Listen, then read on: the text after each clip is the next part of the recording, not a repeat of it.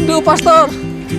Yongki. Langsung ketemu dengan Magister Novisiat Karanganyar. Iya. Mantap sekali, Pastor. Pastor, ini nama novisiat ini adalah Senantasela. Senantasela, ya. Pasti ada filosofi, ada makna itu. Pastor Iya. bisa jelaskan untuk para penonton ini? Iya, ketika memasuki novisiat ini salah satu tanda adalah batu besar di depan rumah makan Lestari itu. Namanya novisiat ini adalah Sanantasela dengan simbol batu di depan itu.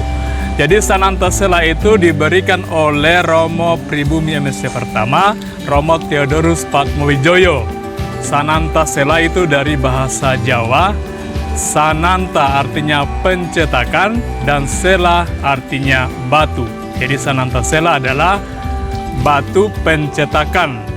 Itu filosofinya adalah tempat ini untuk mencetak bibit-bibit unggul. Bibit-bibit unggul, batu keras. Nah, keras berarti kan bibit-bibit MSC yang solid, kuat, solid dalam kebiaraan, kerohanian dan ke-MSC-an, ya. Dalam kebiaraan, dalam kerohanian, dalam kemanusiaan, begitu. Pokoknya dalam berbagai dimensi. Dalam berbagai dimensi. Ya, pada akhirnya ke depan ketika bermisi di medan misi, iya, ada tantangan tetap solid seperti batu yang. Itu dia. Mantap. Dan setiap kali mereka datang kembali ke tempat ini seperti Yongki sekarang, melihat batu ini akan teringat kembali. Dulu saya pernah ditempa di sini dan saya menjadi pribadi yang kuat. Saya senang sekali, Pastor. Saya senang sekali datang lagi ke tempat ini. Itu mengingatkan saya dan juga pasti para konfrater lain yang pernah dibina di tempat ini bahwa novisiat Sanantasela itu benar-benar mendidik para MSC, para novis, calon misionaris hati kurus Yesus untuk tegar, kuat, walaupun ada badai menghadang. Amin. I got time. It's clear to see from up here. The world seems small. Ini adalah bukti bahwa para frater dan para bruder, para novis sedang bekerja pada hari Sabtu. Mereka kerja membersihkan kolam mereka. Bisa lihat dan bisa lihat ya, frater dari mana, bruder kah? Dari Tanimbar. Berarti ada Tanimbar, ada Merauke, ada Kei, ada Makassar, ada Ngilngov, ada Manado. Ngilngov, saya kira kau orang Manado. Ini orang Buol, tapi asal Flores. Lengkap, Indonesia Mini. Bukan sekedar taman biasa, tetapi juga sebenarnya punya fungsi edukatif. Jadi di sini saya kombinasikan kolam ikan, tempat memelihara ikan, dan juga pendidikan untuk bercocok tanam. Nah, di sini ada kurang lebih ada 2 jenis yang lagi ngetren sekarang.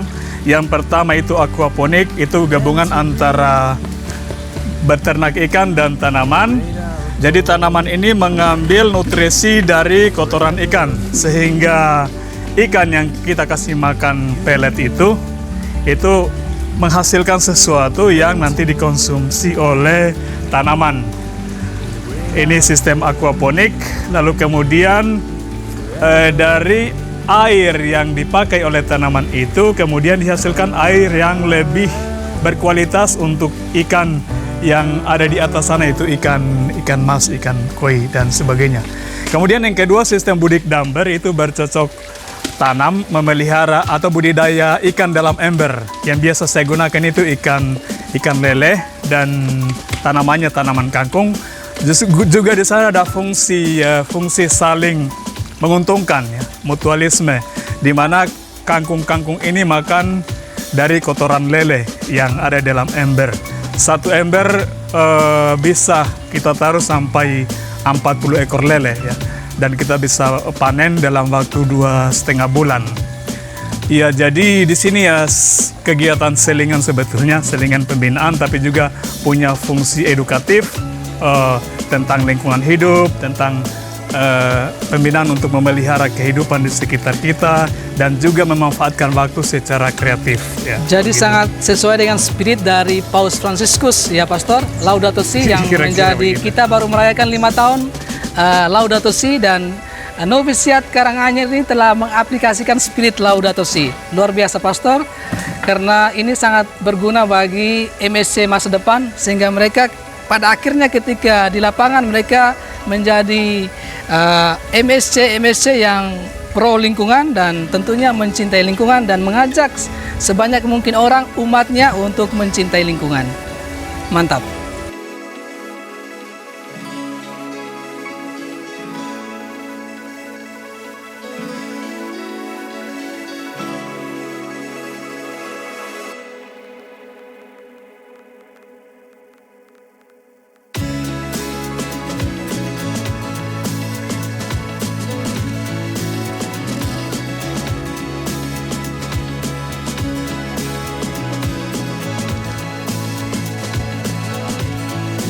Dan mereka diajak untuk kreatif nanti. Ketika di medan pastoral mereka kreatif, menggunakan lahan yang sempit, pada akhirnya bisa menghasilkan ikan lele yang begitu banyak ini. Lihat, kita bisa lihat ikan lele para novis ya.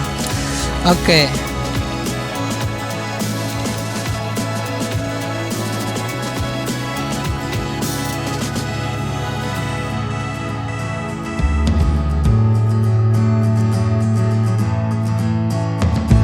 Oke, kita masih dalam suasana kerja para novis, bruder dan frater.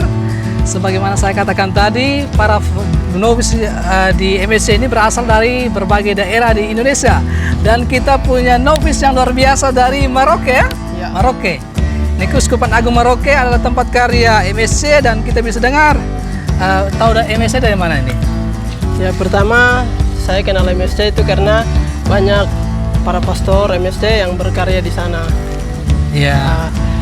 Yang sudah banyak berkarya, dan juga di paroki saya sendiri, paroki Sang Penebus, di situ Di Santa Penebus, paroki Sang Penebus Kampung Baru. Kampung Baru. Iya.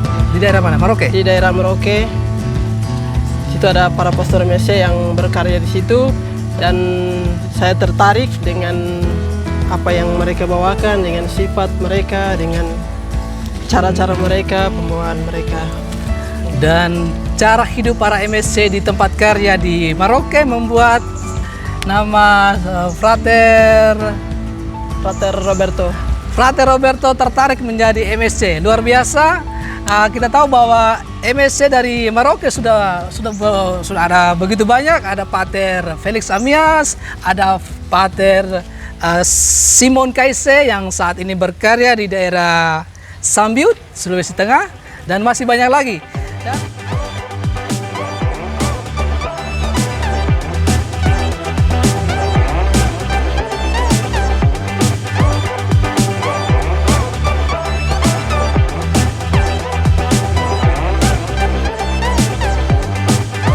Setelah kita masuk dari sana, berarti bagian luar ini adalah tempat para Ini disebut Wisma BHK.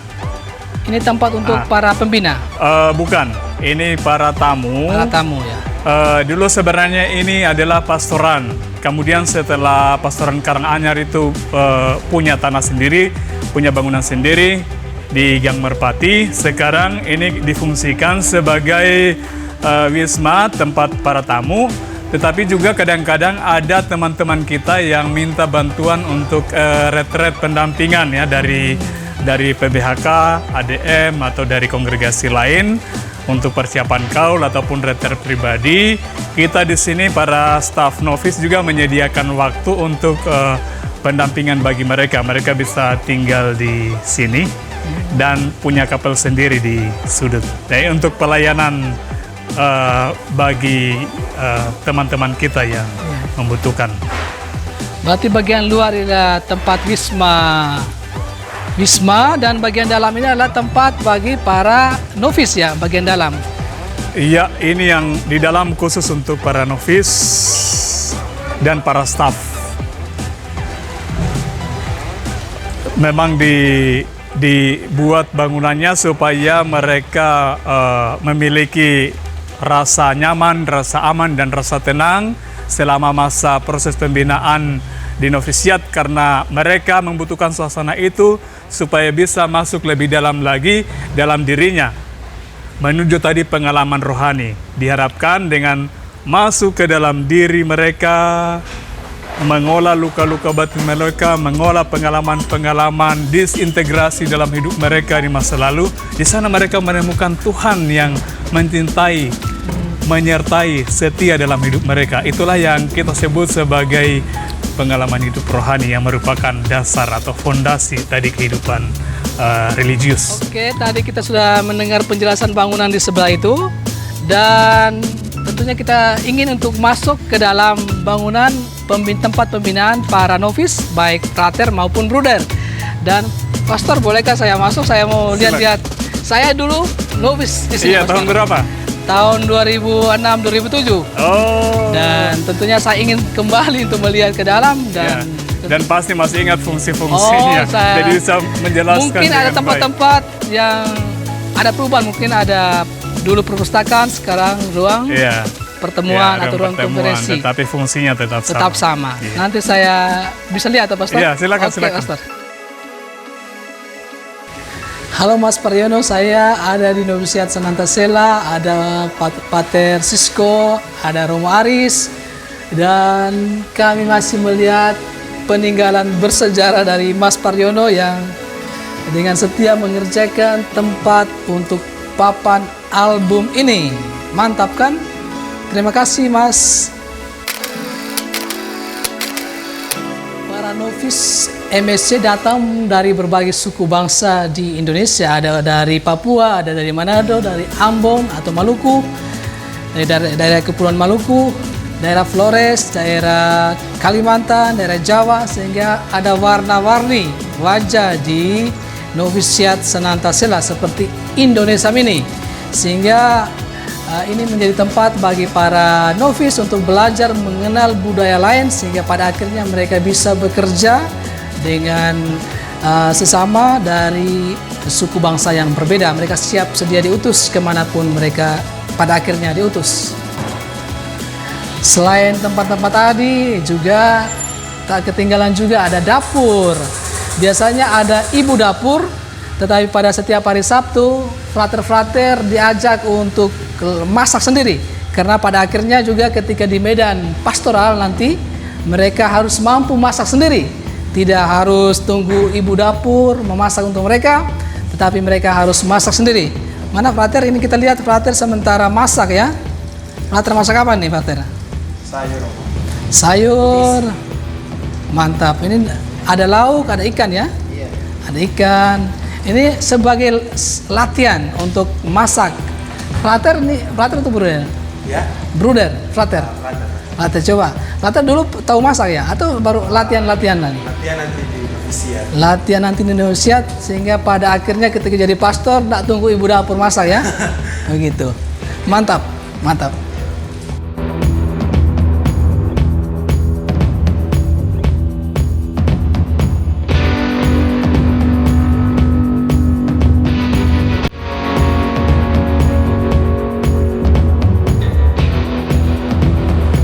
Ya, di sini adalah tempat cuci piring para frater.